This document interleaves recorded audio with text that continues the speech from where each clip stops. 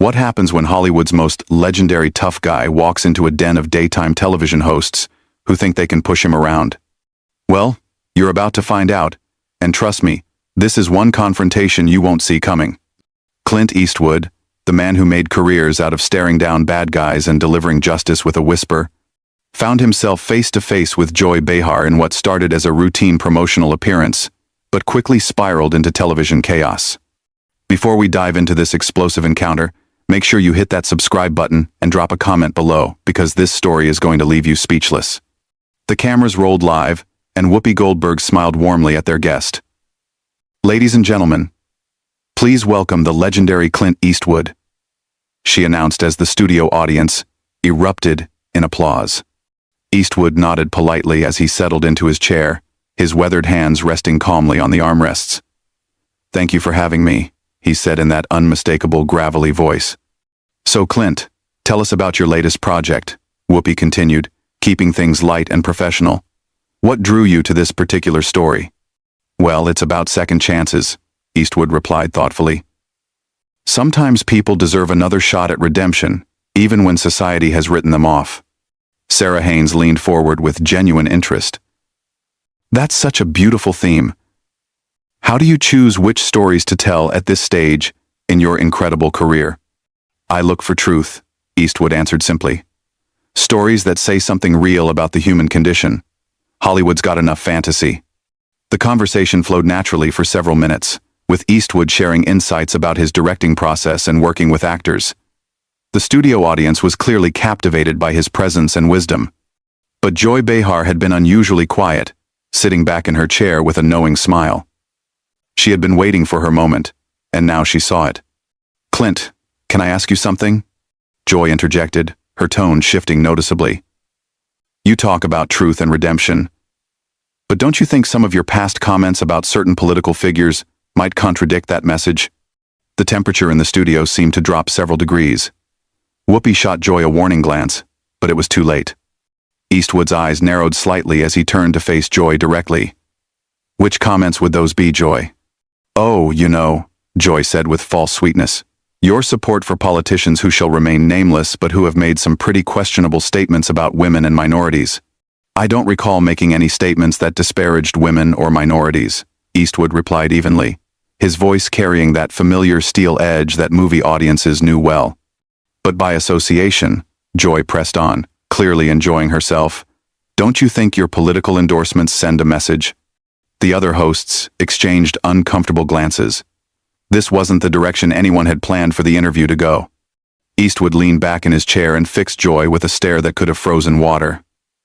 "Young lady, I've been in this business since before you were born. I've worked with people of every background, every political persuasion, and I judge them by their character, not their party affiliation." "Young lady?" Joy's voice rose an octave. "Excuse me, but I think I have every right to ask tough questions of my guests.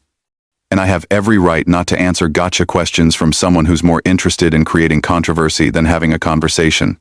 Eastwood shot back, his calm demeanor never wavering despite the edge in his voice. Joy's face flushed red. "Gotcha questions? I'm asking about your public statements, Clint. That's called journalism. Is that what we're calling it now?" Eastwood replied with a slight chuckle that somehow made the insult even more cutting. "In my day, journalism involved research and facts, not fishing expeditions." Whoopi tried to intervene. "Let's maybe get back to talking about your film, Clint." But Joy wasn't backing down. "No, I think this is important.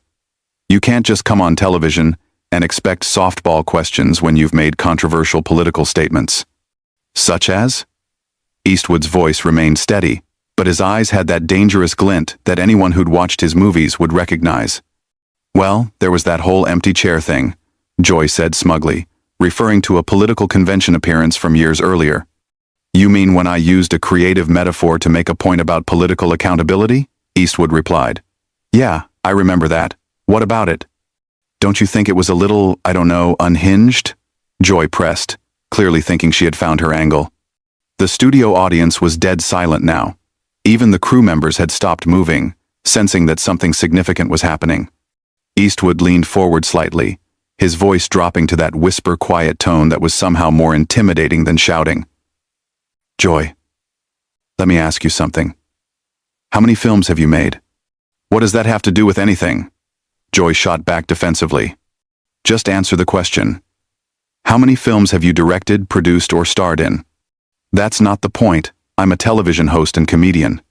Right. And how many Academy Awards have you won? Joy's voice was getting higher. Again, that's not relevant to this discussion. How about this then? Eastwood continued, his tone becoming more pointed. How many careers have you launched? How many young actors have you given their first break? How many stories have you told that actually meant something to people? I entertain people every day on this show, Joy replied. But her confidence was clearly shaking. Do you? Eastwood asked with genuine curiosity. Because from where I'm sitting, it looks like you ambush guests and try to create controversy for ratings. Is that your idea of entertainment? Sarah Haynes jumped in, trying to lighten the mood. Clint, your films have entertained millions of people around the world. What's been the most rewarding part of your career?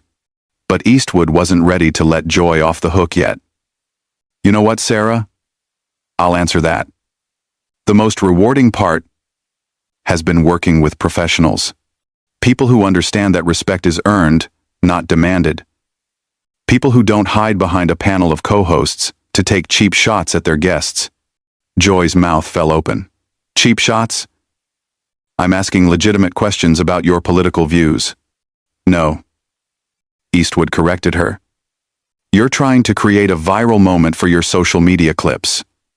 There's a difference between asking about someone's views and trying to ambush them. I'm not ambushing anyone, Joy protested. I'm doing my job. Your job is to interview guests about why they're here, Eastwood replied calmly. I came here to talk about a film I'm proud of, a story about redemption and second chances. You want to talk about politics and create drama. Whoopi made another attempt to steer the conversation. The film does sound fascinating, Clint. Can you tell us about the main character? It's about a man who's made mistakes, Eastwood said, his eyes still locked on Joy, but who's trying to do better. Sometimes the biggest obstacles aren't the ones in front of you, but the people who want to keep you defined by your past instead of letting you grow.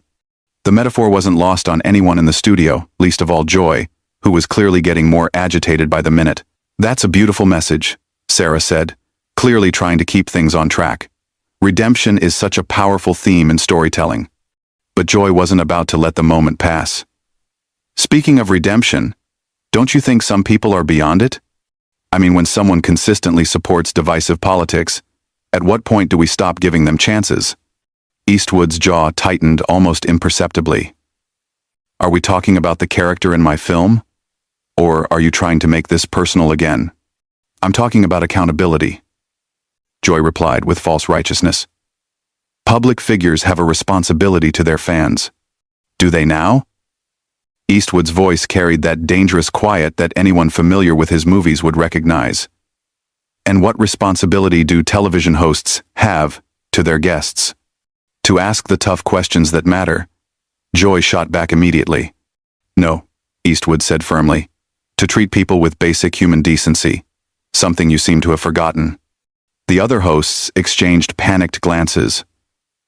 Whoopi was frantically trying to signal the producers, but Joy was too caught up in what she thought was her moment of triumph.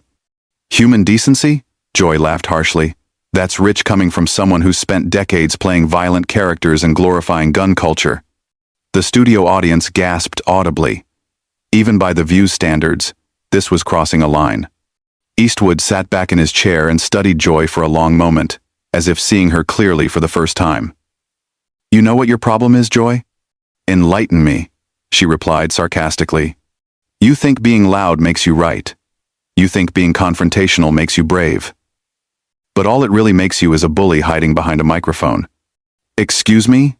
Joy's voice reached a pitch that made everyone in the studio wince.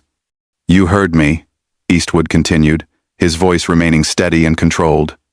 You sit here day after day taking shots at people who can't fight back effectively because they're guests on your show. You think that makes you powerful, but it just makes you small. How dare you call me small? Joy stood up from her chair, her face bright red with rage. "I've been doing this job for years. I've interviewed presidents, celebrities, world leaders. And how many of them left here feeling like they'd been treated with respect?" Eastwood asked pointedly. "How many walked away thinking that was a professional interview?" Joy was sputtering now. "I don't have to take this from you or anyone else." "You're absolutely right," Eastwood agreed calmly. "You don't have to take anything from me. Just like I don't have to sit here and let you turn what should have been a conversation about art into your personal political theater." Whoopi finally found her voice. "Clint, Joy, maybe we should all take a breath here." "No, Whoopi," Eastwood said, standing up slowly. "I think Joy and I understand each other perfectly now." Joy was practically vibrating with anger. "You can't just walk out of an interview because you don't like the questions." "Watch me," Eastwood replied with that iconic squint. "I came here as a courtesy to talk about something I care about. I didn't come here to be your punching bag for the day." "This is live television," Joy protested. "You can't just leave." "Can't I?" Eastwood asked, already reaching for his microphone. "See, that's another thing you don't understand, Joy. Real power isn't about cornering someone on live television. Real power is knowing when to walk away. If you leave now, you'll look like you can't handle tough questions," Joy said desperately, sensing her moment slipping away. Eastwood paused and looked directly into the main camera. "Folks watching at home, I came here to talk about a film that means something to me. Instead, I got ambushed by someone more interested in viral clips than actual conversation. That tells you everything you need to know about the state of television today." Then he turned back to Joy. "As for handling tough questions, lady, I've been handling tough questions since before you knew what a microphone was. The difference is they were usually asked by professionals." Joy's face was now purple with rage. "You arrogant has-been. You think you can just insult me on my own show?" The words hung in the air like a slap. The studio audience was completely silent. The other hosts looked mortified, and even the crew members were staring in shock. Eastwood slowly turned back to face Joy, and for a moment, his expression was exactly like the characters he'd played in dozens of westerns, calm and dangerous, and absolutely done with the situation. "Has been," he repeated quietly. "That's interesting coming from someone whose biggest claim to fame is sitting at a table talking about other people's accomplishments." The silence that followed was deafening. You could hear a pin drop in the studio as everyone processed what Joy had just said. Eastwood's expression didn't change, but somehow the air around him seemed to crackle with energy. "Has been," he repeated slowly, as if tasting the words. "You know, Joy, in all my years in this business, I've been called a lot of things, but usually by people who had accomplished something themselves." Joy realized she had gone too far, but pride wouldn't let her back down. "I've accomplished plenty, thank you very much." "Have you?" Eastwood asked, his voice dropping to that whisper that was somehow more terrifying than screaming. "Let's see. You've managed to insult how many guests over the years? Created how many controversies? Destroyed how many interviews that could have been meaningful conversations?" "I ask the questions that need to be asked," Joy replied, but her voice was shaking now. "No," Eastwood corrected her. "You ask the questions that get you attention. There's a difference between journalism and performance art, and you seem to have forgotten which one you're supposed to be doing." Whoopi made one final desperate attempt to salvage the situation. "Clint, maybe we can start over. Joy, why don't you apologize and we can get back to discussing the film?" Joy whirled on Whoopi. "Apologize? For what? For doing my job?" "Your job," Eastwood interjected, "is supposed to be entertaining and informing your audience, not attacking your guests for sport." "I wasn't attacking you," Joy protested weakly. Eastwood laughed, and it was not a pleasant sound. "Lady, I've been in actual combat. I know what an attack looks like.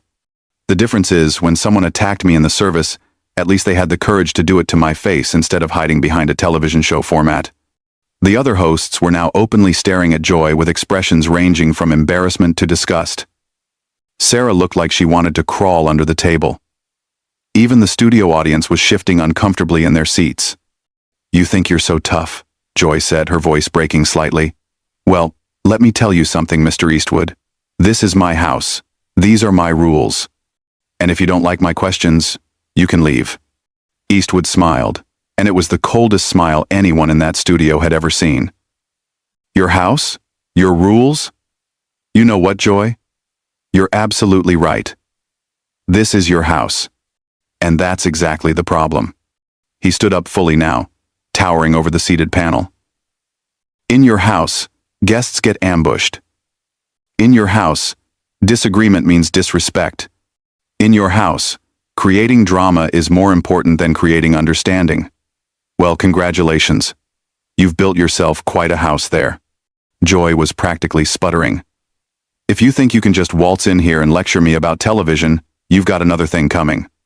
I'm not lecturing you about television, Eastwood replied calmly. I'm pointing out that what you do isn't television. It's a circus, and you're the head clown. The gasp from the audience was audible. Even by daytime television standards, this was unprecedented. How dare you? Joy shrieked, completely losing any pretense of professionalism. How dare you come on my show and insult me like this? Your show? Eastwood looked around at the other hosts. Funny, I thought this was supposed to be a panel show with multiple hosts. Turns out it's just the Joy Behar Ego Hour with some backup singers. Whoopi finally found her backbone. Clint, that's enough. Joy, you need to calm down right now. But Joy was beyond reason. Don't tell me to calm down, Whoopi. This man comes in here with his holier-than-thou attitude and thinks he can disrespect me on national television. The only person who's shown disrespect here, Eastwood said quietly, is you. From the moment I sat down, you've been looking for a fight instead of having a conversation. I was doing my job, Joy repeated, but the words sounded hollow now. No. Eastwood shook his head slowly. Your job would be asking me about my work, my process, maybe even my opinions on things related to filmmaking. Your job would be making your audience feel like they learned something or were entertained by something worthwhile. He gestured toward the cameras. Instead, you've spent the last 20 minutes trying to embarrass a guest who came here in good faith, and you've succeeded in embarrassing yourself and your show instead. Joy looked around desperately for support, but found none.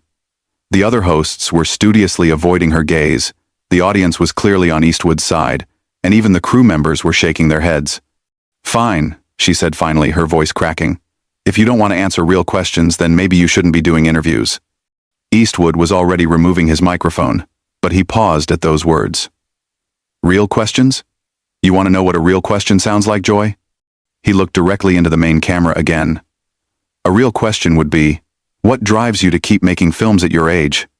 A real question would be, what advice would you give to young filmmakers?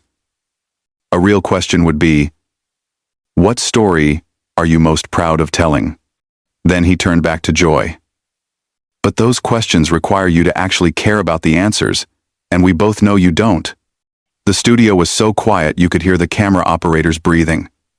Joy looked like she wanted to say something else, but for once in her career, she seemed to be at a loss for words. You know what the saddest part of all this is? Eastwood continued, his voice almost gentle now. You had a chance to have a real conversation with someone who's lived through decades of American cinema history. Instead, you chose to play gotcha games, like an amateur blogger, looking for clicks. He finished removing his microphone and set it carefully on the table. That's not just a waste of your time and mine, it's a waste of your audience's time. They deserve better than this performance you've been putting on. Joy finally found her voice again, but it came out as a screech. Don't you dare lecture me about what my audience deserves. I've been connecting with viewers for decades. Have you? Eastwood asked as he straightened his jacket. Or have you just been yelling at them for decades? Because there's a difference between connecting with people and just making noise. The producers were frantically signaling from behind the cameras, clearly trying to figure out how to handle this unprecedented situation. This was live television, and their biggest guest was walking out after completely dismantling one of their hosts. Security, Joy called out desperately. Get security. Eastwood laughed genuinely for the first time since the interview began. Security? What are they going to do, Joy? Arrest me for hurting your feelings? He looked around the studio one more time, taking in the stunned faces of everyone present. You know, I've been in this business for over 60 years.